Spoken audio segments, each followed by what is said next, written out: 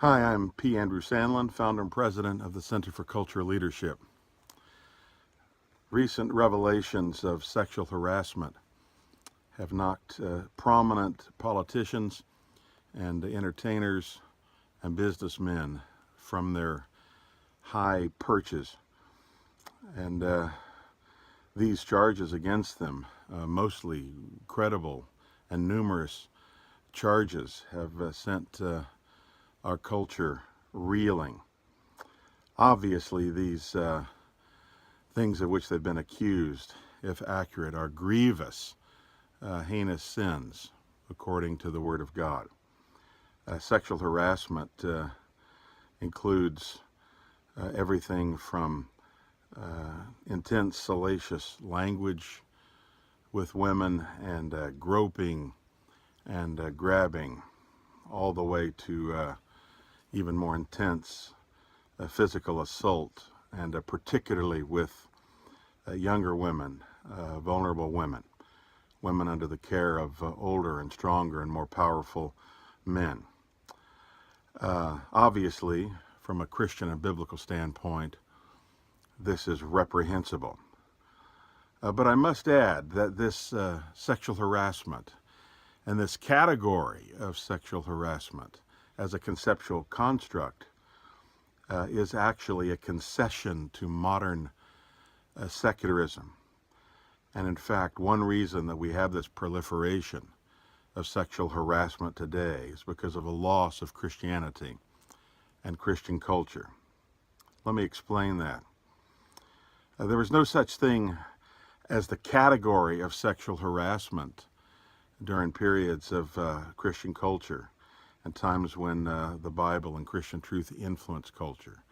Not that there weren't men that weren't sinful and groped women and did all sorts of sinful things with women. Of course that's true, because man, says Genesis 3, is a sinner.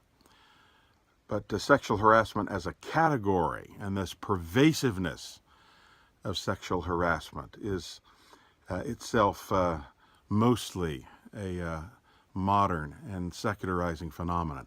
You see, according to the Bible and in periods of genuine Christian culture, women were afforded something greater than protection against sexual harassment. Men were charged with the responsibility of protecting women under their care as a sacred duty.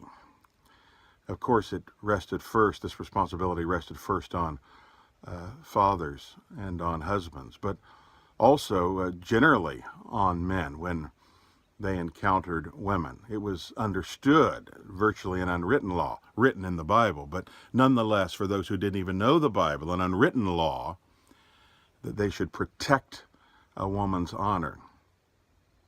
But with the arrival of radical feminism and radical egalitarianism, that protection was lost.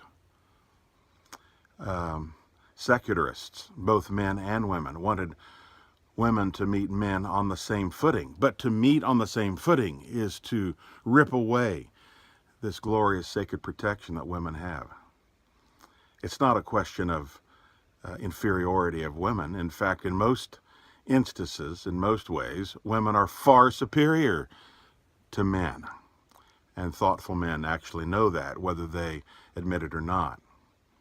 But they also tend to be physically often more vulnerable than men. One only has to look at nature and God's creational norms to see that. And therefore, for that reason and others, the Word of God requires that men protect women. The notion of sexual harassment, laws against sexual harassment, and social disapproval of sexual harassment is a weak reed compared to God's law, which is that men are under duty and required to protect women.